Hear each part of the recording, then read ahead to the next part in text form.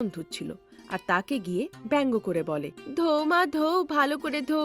তুমি তো নতুন বৌমা, তাই বাসন কোসন চকচকিয়ে ধুয়ে ফেলো।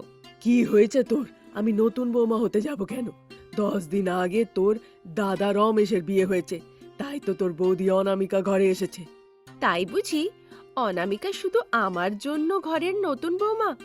তোমার জন্য সে নতুন বৌমা নয় বুঝি? এসব কি কথা বলছিস? কি হয়েছে তোর? হ্যাঁ, ঘরে নতুন বৌমা আসার পরেও ঘরের সব কাজ তুমিই করছো, এগুলো নতুন বৌমার করা উচিত না? অনামিকা এই ঘরের নতুন বৌমা। কোন জিনিসটা ঘরের কোথায় আছে সে কি করে জানবে, তুমি বলো। ঠিক আছে, তাহলে তুমিও এভাবে নিজের নতুন বৌমার সাপোর্ট করো আর নিজে নতুন বৌমা সেজে ঘরের সব। তার মনে কথা বলতে শুনে মেঘনা আবার থেকে নিজের মা শারদার কাছে রান্নাঘরে ফিরে আসে। মেঘনাকে আবার থেকে রান্নাঘরে ফিরে আসতে দেখে শারদা তাকে জিজ্ঞাসা করে, আবার কি হলো তোর? এই তো গেলি, আবার ফিরে এলি। ওইদিকে তোমার বৌমা, আমি যদি কিছু বলি তুমি তো বিশ্বাস করবে না। এখন আমার সাথে চলো দেখি।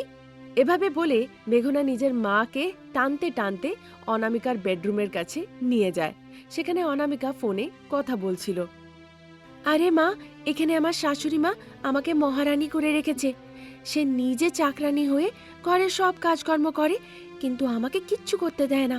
যখন সে এভাবে বলছিল, শারদা আর মেঘনা তার সব কথা শুনে ফেলে। দেখলে তো মা, ভালো করে তার কথাবার্তা শুনলে?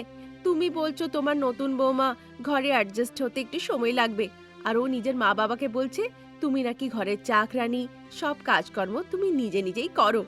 এ কথা শুনে শারদা ভীষণভাবে দুঃখিত হয়ে যায়। তার চোখ দিয়ে জল বেরিয়ে আসে। তার চোখের জল দেখে তখন মেঘনা বলে, তুমি এভাবে কেন কাঁদছো মা, বলো তো? তাকে কাঁদাও। উঠোনে গিয়ে বসো আর সেখানে গিয়ে মাজো।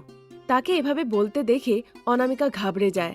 তারপর, আমি রান্নাঘরেই মেজে দিচ্ছি, বাইরে না, বাইরে ভীষণ ঠান্ডা, প্লিজ মা।